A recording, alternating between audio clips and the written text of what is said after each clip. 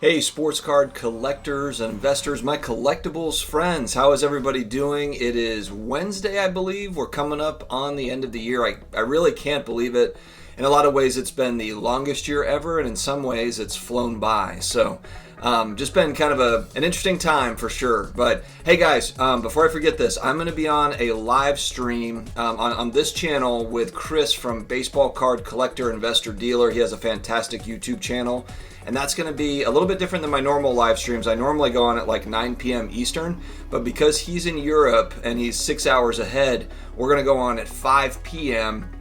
Eastern time, which is 11 p.m. where he is. So want to make sure I put that out there so you don't miss it. I'm really looking forward to talking to Chris. I haven't connected with him outside of emails. This will be the first time I've ever kind of had conversation with him. So I'm really looking forward to that. Hopefully we don't have technical difficulties and we can get everything going. So, and then on that note too, on the 31st, I'm going to be on with Brad, the Comeback Card Investor, Boris from the Hobby Box, and then I believe also Andy from Football Card Quest.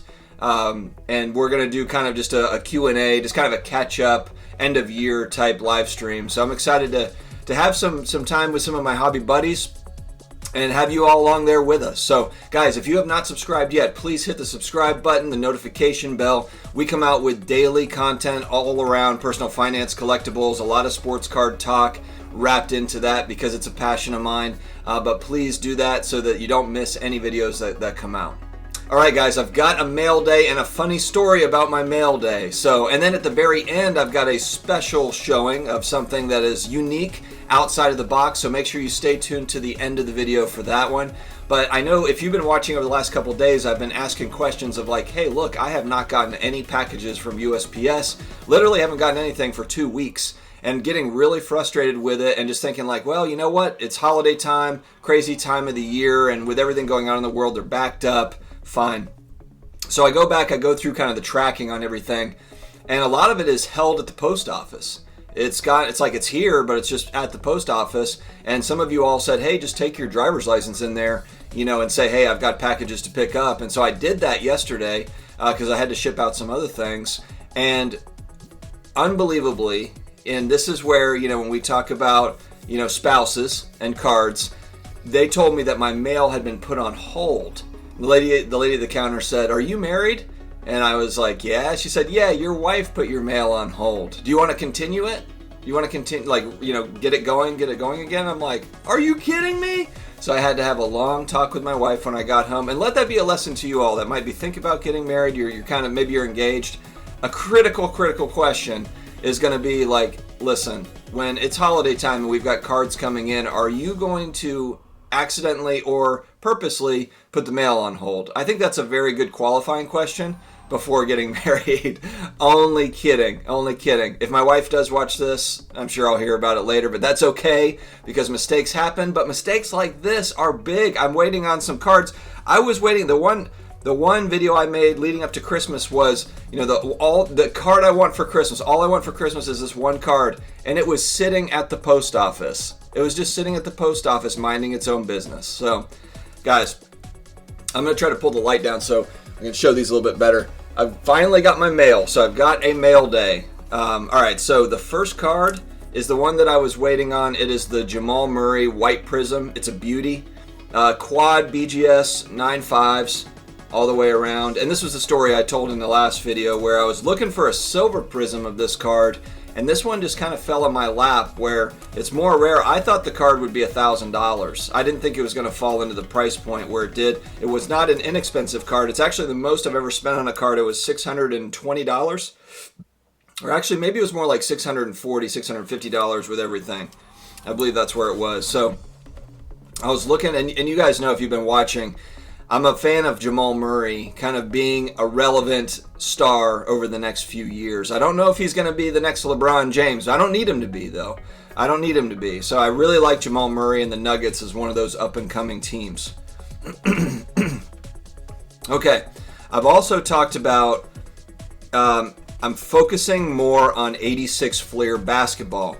And the reason for that, fairly simply, it's kind of a protection mechanism in that I believe that that set, if I look at basketball cards in 50 years, which sets are going to be relevant down the line, And 86 Fleer to me is going to be one of those sets. You know, it's going to be one of those sets that is relevant for a long time.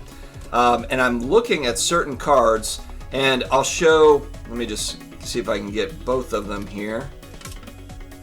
All right. So I picked up the Larry Bird sticker in a PSA 9. And this one, if you look at how many are on the pop report, and then the ones that don't have qualifiers, so qualifiers meaning like a stain or, you know, OC off center, which knocks the grade down. If you have a 9 OC, it's not a 9. It's more like a 6 or a 7. So I'm looking at the pop report, and the ones that, once you take the qualifiers out of the 9, you're talking about maybe about 500 of these in existence in a 9.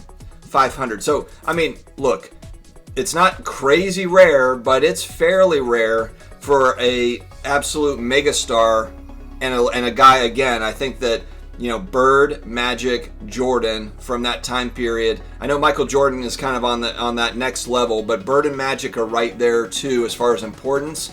And I don't think they're going to be forgotten stars down the road. I don't think they're going to be forgotten Hall of Famers. I think they will always be respected, you know, as legendary. So I've picked up a couple of these.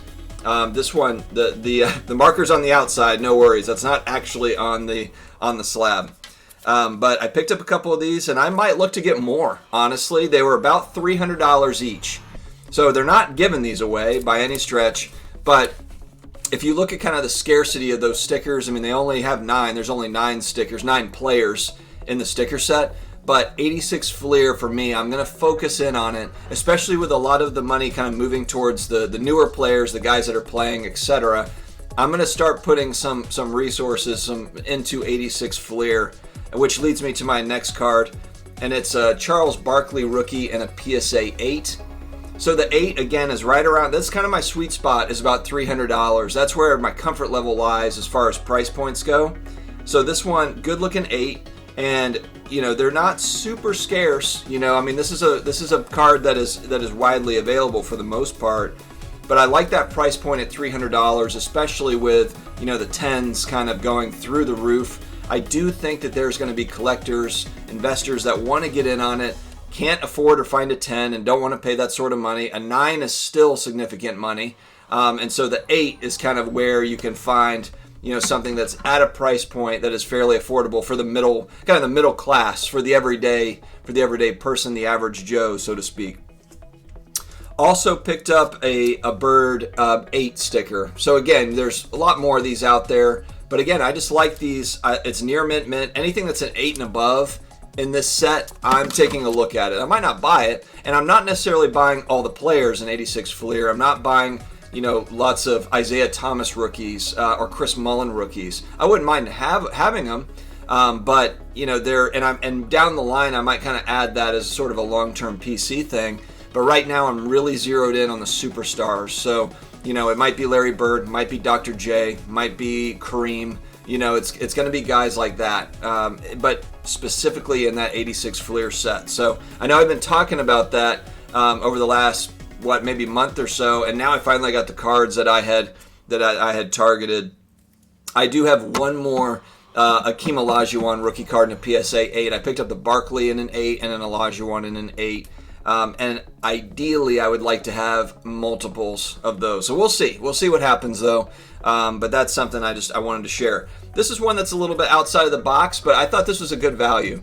I like Jayson Tatum. I don't have a lot of Tatum rookies. This is Revolution. So Revolution is one of those kind of underappreciated sets, I believe. The print runs are nowhere near. The estimated print runs and then the pop reports don't have anywhere near what you would see for Prism or Optic. This is a rookie Revolution, kind of a parallel to his rookie card, but it's Impact. Now, if you know anything about Revolution, Impact is a lot more scarce, you know, than the regular. So you'll have regular rookie Revolution, you'll have Astro, you'll have Groove, and then you'll get to Impact, and then you'll get, you know, and then Galactic is in there as well. That's the super rare stuff. But this one was $75 shipped.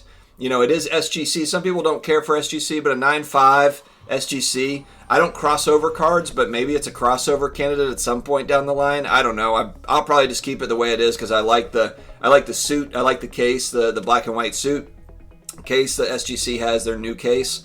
But I just really like Tatum as a prospect long term. I think he's a superstar already, but certainly moving forward, I think that he's going to be a major player for the Celtics as they try to make these deep playoff runs there in the East. I think they're always going to be in the playoff hunt in the East, just because the East is not the West as far as talent goes, how deep the West is. So I think the Celtics are going to be in it for a long time, and it's thanks to guys like this. I also did pick up just a few Larry Bird. So my buddy Flipping Steve has been talking about this too, and then also Chris at Vegas Find 777. And it's just basically like legendary players in newer sets, like Prism sets. So obviously Larry wasn't playing 2015, 2018, and these are, I like this one. This is a 2015, I believe it's either 14 or 15 Silver Prism Bird.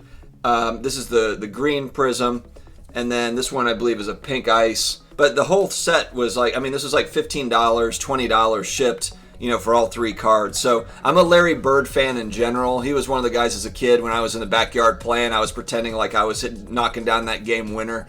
It was either MJ, Larry Bird. I pretended I was all those guys. Dominic Wilkins with like a crazy, layup or something. That was back when like the basketball hoop was like on a tree in the backyard type stuff. I don't know if the youth nowadays is still working with stuff like that. There's pretty fancy basketball hoops now, but that was what I was doing. So, but Larry Bird's story too. I read a biography on him when I was a kid, and I also reread it as an adult. And it was something that struck me too. Is he was kind of a struggling teenager trying to figure out his way, and his father actually, unfortunately, took his own life, which very, very traumatic. Obviously, very traumatic event, but it kind of propelled him in a way to achieve, and that was a part of his story that a lot of people don't know about.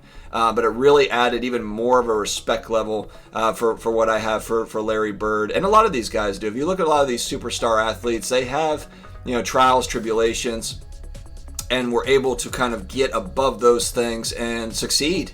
And I think that that's a great lesson, just kind of, people that we aspire to be, especially with the crazy year that we've had heading into 2021, what kind of person do we want to be? Let's aspire to be better. Let's aspire to grow as people. And, I know I'm getting on my soapbox. Maybe this is more of kind of the motivational speaker coming out at the end of the video, but let's really try to give it our best effort 2021, become better people, and make a difference in the world. So guys, thank you very much for joining me for this Mail Day video. I hope that you're having a great week. We are getting to the end of the year, and I'm excited for some of these live shows we got coming up, and we will see you again tomorrow. Have a great day. Talk to you later.